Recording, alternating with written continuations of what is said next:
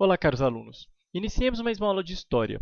Nesta aula, nós faremos um resuminho sobre a segunda fase da Revolução Industrial. O que foi essa segunda fase? Então, para a gente falar da segunda, a gente só vai lembrar um pouquinho a primeira. O que foi a Revolução Industrial propriamente dita?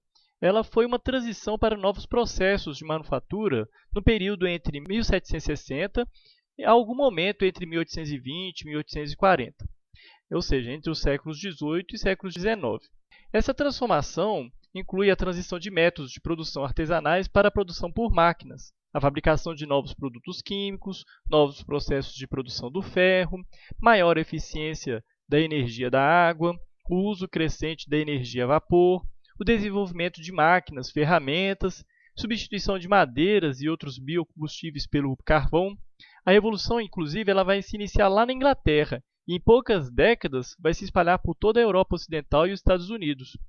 Ela vai ser um divisor de águas na história, e quase todos os aspectos da vida cotidiana, é lógico, vão ser modificados e influenciados por esse processo. A segunda fase da Revolução Industrial ela vai acontecer ao longo do século XIX, na Europa, e nos Estados Unidos e no Japão. E a gente vai ver um grande desenvolvimento do capitalismo associado a uma forte aceleração industrial. Essa fase da industrialização vai se caracterizar pela descoberta de outras tecnologias também aplicadas à indústria, nos transportes e nas comunicações. Por exemplo, a gente tem a descoberta em 1856 de um processo de fabricação do aço. Depois a gente vai ter a invenção do dínamo. Por último, a invenção e o aperfeiçoamento do motor de combustão interna. Vamos entender um pouquinho isso. O processo de fabricação do aço ele vai ser importante porque o aço é mais fácil de ser trabalhado e mais resistente do que o ferro. E ele se torna também mais barato. Por isso, ele passou a ser amplamente usado na indústria de armas, na construção civil e na fabricação de máquinas. A invenção do dínamo. O dínamo é o quê? É um gerador de eletricidade que vai permitir a transmissão de corrente elétrica a longas distâncias, a partir de usinas elétricas. A energia elétrica se utiliza da água, por isso é relativamente barata, permitiu seu uso em indústrias e residências. A invenção da lâmpada elétrica, por exemplo, que por Thomas Edison, bem conhecida, foi decisiva para o uso residencial da eletricidade. Antes disso, imagine como é que era. Depois nós temos o aperfeiçoamento do motor de combustão interna, que seria o quê? Eles vão permitir o aproveitamento do petróleo e seus derivados, por exemplo, a gasolina e o diesel, como fonte de energia. Nos transportes, a gente também vai ter um aumento progressivo das ferrovias e do uso da locomotiva e do barco a vapor no transporte de pessoas e mercadorias. Ao mesmo tempo, o aproveitamento do petróleo e dos seus derivados, da gasolina e do diesel, como fonte de energia, permitiu que Henry Ford e Carl Benz construíssem os primeiros automóveis. Nas comunicações, a gente vai ter a descoberta, por exemplo, do telégrafo, a gente vai ter a descoberta do telefone.